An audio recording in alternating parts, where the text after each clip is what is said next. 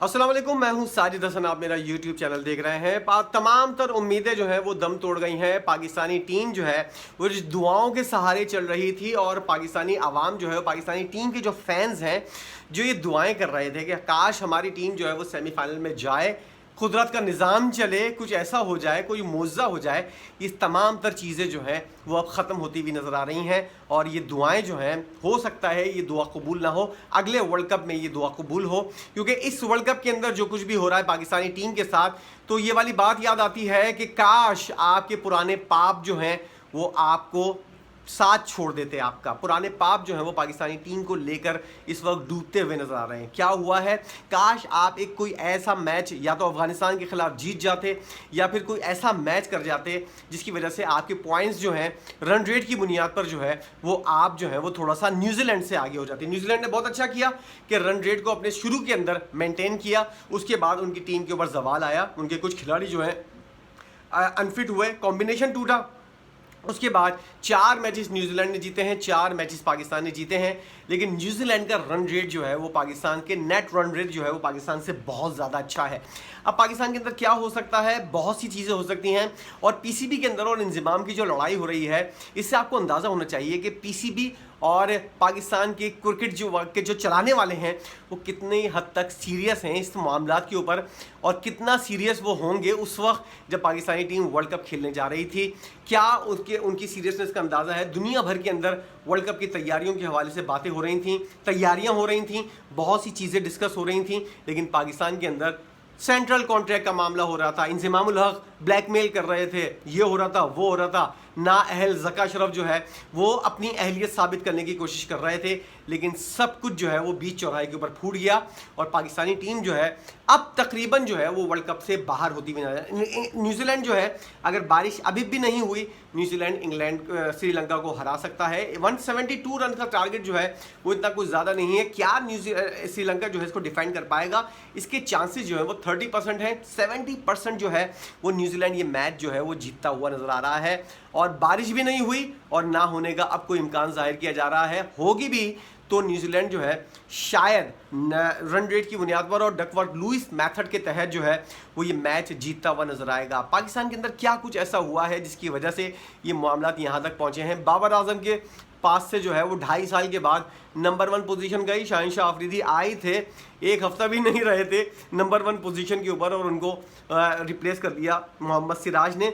अब क्या हर चीज़ ही पाकिस्तान के अंदर गलत हो रही है और जो चीज़ें आपको करनी चाहिए थी वो चीज़ें आप लोग नहीं कर रहे, यही होता है। अब इंजमाम के बारे में ये वाली बात की जा रही है कि ज़का अशरफ जो है वो अभी कुछ दिन के लिए हैं, उनको एक्सटेंशन मिली है।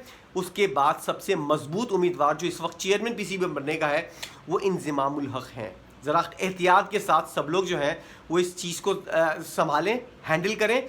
ज़का अशरफ के ख़िलाफ़ भी जब इंजमामुल हक हो सकता है मुस्तकबिल के अंदर आकर अगर चेयरमैन पीसीबी बन गए तो हो सकता है वो ज़का अशरफ के ख़िलाफ़ भी तहकीकात का आगाज़ कर दें। ये वाली चीज़ बहुत ज़्यादा है और ज़का अशरफ साहब ने जो तहकीकाती टीम बनाई थी वो कुछ भी साबित करने के पोजीशन के अंदर नहीं है। ये जो कंपनीज होती हैं ये मियां नवाज शरीफ साहब की भी थी, उनके ऊपर भी किसी किस्म का कोई चीज़ साबित नहीं हुई थी और उसके बाद उनको बेटे से तनख्वाह ना लेना अगर साबित हो जाती तो क्या नवाज शरीफ साहब को बेटे से तनख्वाह लेने की बुनियाद के ऊपर नाअहल किया जाता। यही चीज़ होती है ऑफशोर कंपनी का, यही कमाल होता है। आज जहांगीर खान तरीन साहब भी आज़ाद घूम रहे हैं, अपनी नई पार्टी बनाई है, वज़ीर आज़म के कैंडिडेट हैं, उनकी भी ऑफशोर कंपनीज थी, अलीम खान साहब की भी थी। तो आप लोगों को अंदाज़ा होना चाहिए कि ऑफशोर कंपनीज जो होती हैं इसके अंदर बहुत सी चीज़ें साबित करना जो है, इल्ज़ाम लगाना तो बहुत पाकिस्तान के अंदर आसान है, लेकिन ये साबित कैसे होगा। इंजमामुल हक साहब जो हैं उन्होंने इस्तीफ़ा देके सबसे पहले तो ये वाली बात अपने ऊपर से हटाई कि भाई मैं जो हूँ वो इस चीज़ को मानता ही नहीं, जानता ही नहीं कि हो क्या रहा है मेरे साथ। और अब वो हामिद मीर साहब के साथ इंटरव्यू देते हुए बोल रहे हैं कि मुझे पता ही नहीं है कि किस चीज़ की तहकीकात हो रही है, जब आपको यही नहीं पता था कि तहकीकात किस चीज़ की हो रही है या क्या इल्ज़ाम लगा है। जो इल्ज़ाम आपके ऊपर लगा है उसकी वजह से आपने इस्तीफ़ा दिया है और उसी के ऊपर तहकीकात हो रही हैं, तो आप टीवी के ऊपर आकर ये वाली बात क्यों कर रहे हो कि मुझे यही नहीं पता कि किस चीज़ की तहकीकात हो रही हैं। तो अगर आपको यही नहीं पता तो आपने इस्तीफ़ा क्यों दिया था। इस बात का जवाब जो है वो कोई पूछे हामिद मीर साहब को चाहिए था कि पूछना चाहिए था, लेकिन उन्होंने नहीं पूछा। अब पाकिस्तान की पोजीशन क्या है? शाहरुख गांगुली जो है वो इंडिया से बैठकर ये बयान दे रहे हैं कि मैं चाहता हूं कि पाकिस्तानी टीम जो है सेमीफाइनल खेले। कैसे खेले? क्या आप लोग कुछ टैंपरिंग करना चाहते हैं? क्या कुछ ऐसा करेंगे जिसकी वजह से पाकिस्तानी टीम जो है वो सेमीफाइनल खेलेगी? न्यूजीलैंड तो नहीं जाने दे रहा पाकिस्तान को सेमीफाइनल के अंदर, और आज जिस तरह खेला है न्यूजीलैंड 171 पे ऑल आउट कर दिया है श्रीलंका की टीम को। वो लोग पूरा सीधा जाना चाह रहे हैं सेमीफाइनल के अंदर, अपना नेट रन रेट भी बेहतर करेंगे, और पाकिस्तान चाहे इंग्लैंड को हरा दे, कुछ भी कर दे, पाकिस्तान का सेमीफाइनल खेलना जो है वो मुश्किल से मुश्किल तर होता जा रहा है। और 8 से 9 विकेटों की अगर ये जीत हो गई या फिर 10 विकेटों की भी जीत हो गई, हो सकता है श्रीलंका के कुछ स्पिनर्स जो हैं वो जादू चलाएं और इनके कुछ खिलाड़ियों को आउट कर लें। लेकिन अगर 4 विकेटों से भी कामयाब होता है ना न्यूजीलैंड, तब भी पाकिस्तान को बहुत दूर, जिसे कहते हैं ना कि ना होने के बराबर चांस हैं कि पाकिस्तान जो है वो किसी भी तरह जो है वो सेमीफाइनल के लिए अपना नेट रन रेट जो है उसको बेहतर करे, इंग्लैंड को हराए, और उसके बाद नेट रन रेट की बुनियाद के ऊपर जो है वो सेमीफाइनल का टिकट कटाए। अब हमारे जो है पाकिस्तानी टीम के अंदर जो कुछ होना चाहिए था, ना पाकिस्तान की टीम की बैटिंग अच्छी रही, ना बॉलिंग अच्छी रही, ना ही फील्डिंग अच्छी रही। फील्डिंग कोच एक और आफ्ताब खान जो है वो एक दूर की नई चीज़ लेकर आए हैं कि पाकिस्तान के अंदर जो है ये अब जाकर, जब वर्ल्ड कप से हमारी टीम बाहर हो गई है, जब तुम आकर ये वाली बकवास कर रहे हो कि हमारी टीम जो है वो आला मयार की फील्डिंग जो है, जो जिस मयार की वर्ल्ड कप के अंदर होती है, उस मयार की फील्डिंग जो है हमारी टीम नहीं कर पाई, जिसकी वजह से हम लोग बाहर हुए, और हमारी फील्डिंग का मयार जो है वर्ल्ड क्लास की टीमों के मयार का नहीं है। तो तुम गए क्यों थे वहां पर, और तुम ये वाली बात क्यों नहीं बताते कि जब मैं फील्डिंग कराने की कोशिश करता हूं खिलाड़ियों को तो ठेंगा दिखाते हैं मुझे और कहते हैं मेरे अकाउंट में तो लाखों रुपए तनख्वाह आ रही है ना, मैं क्यों उनके ऊपर इतनी मेहनत करूं जब वो लोग खुद सीरियस नहीं है। वो बोलता है कि 15 से 20 मिनट फील्डिंग की प्रैक्टिस करते हैं, उसके बाद खिलाड़ी समझते हैं कि बहुत ज़्यादा हमने फील्डिंग की प्रैक्टिस कर ली है, इतनी फील्डिंग काफ़ी है इंटरनेशनल मयार के लिए। तुमसे बड़ा गधा कोई नहीं है जो तुम कोच बन के, फील्डिंग कोच बन के बैठे हुए हो, और तुम अपने खिलाड़ियों को फील्डिंग का जो मयार है। अच्छा, पाकिस्तान के अंदर फील्डिंग हमेशा से, वो कब बता रहा है आफ्ताब खान फील्डिंग कोच जो है, बता रहा है कि पाकिस्तान के अंदर फील्डिंग हमेशा से ख़राब रही है। 2017 की चैंपियंस ट्रॉफी के अंदर 2017 की चैंपियंस ट्रॉफी के अंदर अगर आप हाईलाइट निकाल के देख लो तो तुमको अंदाज़ा हो जाएगा कि पाकिस्तान की फील्डिंग किस मयार की थी। और सरफराज अहमद जब सरबराही कर रहा था पाकिस्तानी टीम की, वो कप्तान था, तो उस वक्त जो कोचिंग स्टाफ था वो फील्डिंग का मयार किस तरह बेहतर कर चुका था, कितनी बेहतरीन वाली हमारी फील्डिंग हो गई थी, कोई कैच नहीं छूटता था, और इतने अच्छे मयार के फील्डर हो गए थे। यही खिलाड़ी थे, कोई बाहर से मरीख से उठकर कोई खिलाड़ी नहीं आया था, यही खिलाड़ी थी। इनकी फील्डिंग कैसे बेहतर हुई थी, और इतनी रेड अब क्यों लग गई है? तुम्हारे होने ना होने का, तुम्हारी लाखों रुपए की तनख्वाह का कोई फायदा है या नहीं है? तुम अपनी शक्ल के ऊपर लांदर लेके खुद इस्तीफा देके दफा हो जाओ। ये जो तुम बयान दे रहे हो, हर टोपी पाकिस्तान के अंदर, चेयरमैन से लेकर फील्डिंग कोच तक, हर कोई अपनी टोपियां जो है ना वो दूसरे के ऊपर डालने की कोशिश करता है पाकिस्तान के अंदर। इसीलिए पाकिस्तान का ये हाल है। मुस्तकबिल में पाकिस्तान क्या होगा?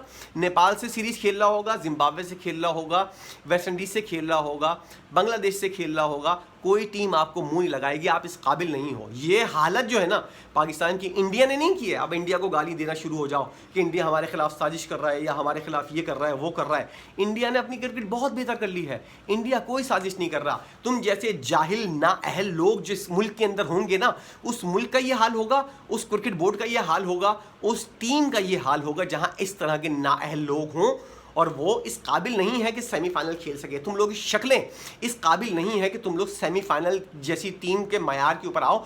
तुम लोग डिजर्व ही नहीं करते, तुम लोग वर्ल्ड कप खेलने को डिजर्व नहीं करते। जिस तरह की तुम लोगों ने अपनी परफॉर्मेंस दिखाई है, घंटे के शेर और नंबर 1 बॉलर बनके जो तुम लोग बैठे हुए हो, और ये जो सियासतें, नाअहल तरीन लोग पीसीबी के अंदर बैठे हुए हैं, कोच आपका नाअहल है, आपका कप्तान नाअहल है, आपका चेयरमैन पीसीबी नाअहल है। जब इतने सारे नाअहलों का टोला होगा तो कौन सी टीम तरक्की करेगी, कौन सी टीम सेमीफाइनल के अंदर क्वालिफाई करेगी? अब बैठे रहो अपने और जख्मों को चाटते रहो बैठकर, जो जख्म तुम लोगों ने आवाम को दिए हैं वर्ल्ड कप के अंदर जाकर, और अपने जो तुम लोगों के टीए दिए थे और लाखों करोड़ों रुपए जो तुम लोगों को कमाने थे, वो तुम लोगों ने अपनी तजोरियां भर ली हैं। आवाम को क्या मिला है? सिवाय मायूसी के कुछ भी नहीं मिला। अब 2027 की तैयारी करो, क्योंकि 2025 की चैंपियंस ट्रॉफी भी तुम्हारे घर नहीं हो रही। तुम्हारे घर तो तुम्हारा अपना पीएसएल नहीं हो रहा। ये पीएसएल अब जो होगा वो दुबई के अंदर होने की बातें हो रही हैं। इस काबिल नहीं हो तुम लोग। 4 से 5 ग्राउंड पाकिस्तान के अंदर है, 5वां ग्राउंड भी आधा कंप्लीट हुआ है। इंडिया के अंदर 20-20 ग्राउंड तैयार हैं, और वहां का मयार, आपने पाकिस्तान बने हुए 76-78 साल हो गए, 4 से 5 ग्राउंड से आगे पाकिस्तान नहीं बढ़ा। ये हालत है आप लोगों की, तो आप लोग दुनिया का मुकाबला करोगे, इस काबिल हो, अपनी शक्लें देखो ज़रा, और ज़रा इस अपने आप को इस काबिल बनाओ। सबसे पहले तो लूट मार ख़त्म करो, ऑनेस्ट लोगों को लेकर आओ, अकाउंटेबिलिटी लेकर आओ, तब जाकर ये मुंह और मसूर की दाल लेकर जाना और फिर दुनिया से बोलना। कोई ऑस्ट्रेलिया का टूर अब ये जो तय हो गया है ये तो होगा, कोई टीम आपको मुंह नहीं लगाएगी मुस्तकबिल के अंदर, आप इस काबिल नहीं हो, ना ही टीम आपके बाहर आपके घर में आकर खेलेगी, ना ही आपको अपने घर में बुलाएगी। आने वाले दिनों के अंदर आपकी क्रिकेट और ज़्यादा ख़राब होगी, ये मेरी बात लिख के रख लो। और आने वाले दिनों के अंदर पाकिस्तान की क्रिकेट जो है और नीचे जाएगी। ये आप समझ रहे हो ना कि पाकिस्तानी टीम नीचे है, इससे भी ज़्यादा नीचे जाएगी। जो इन लोगों की हरकतें हैं, जो नाअहलों का टोला पाकिस्तान के अंदर बैठा हुआ है, और सियासी लोग जब क्रिकेट बोर्ड के अंदर आएंगे, इसी तरह की जूते के अंदर दाल बटेगी। और ये टीम जो है एक ज़माने में मयार की होती थी, इसकी मिसालें दी जाती थीं, अब उसकी मिसालें ऐसे दी जाएंगी कि ये टीम जो है अफ़गानिस्तान से हार गई, बांग्लादेश से हार गई, श्रीलंका से हार गई। अब तुम लोगों की औकात ये है, तुम इन्हीं लोगों के साथ बैठकर आपस में खेलते रहना, तुम लोगों को बड़ी टीमें जो है वो मुंह नहीं लगाएंगी। ये औकात पाकिस्तान की पाकिस्तानी खुद लेकर आए हैं, किसी ने साजिश नहीं की है। आप लोग इस बारे में क्या सोचते हैं, क्या समझते हैं, इस बारे में ज़रा बताइएगा। पाकिस्तान क्वालिफाई नहीं करेगा श्रीलंका को, अगर न्यूजीलैंड हरा भी दे तब भी। इस बारे में आपकी अपनी क्या राय है, कौन जिम्मेदार है, आप क्या समझते हैं कि इस तमाम तर सूरत हाल का, और इसके लिए किसको जवाबदेह होना चाहिए? ज़रूर आइएगा, कमेंट सेक्शन के अंदर आकर ज़रूर बताइएगा कि आपकी अपनी क्या राय है। वीडियो देखने का बहुत शुक्रिया।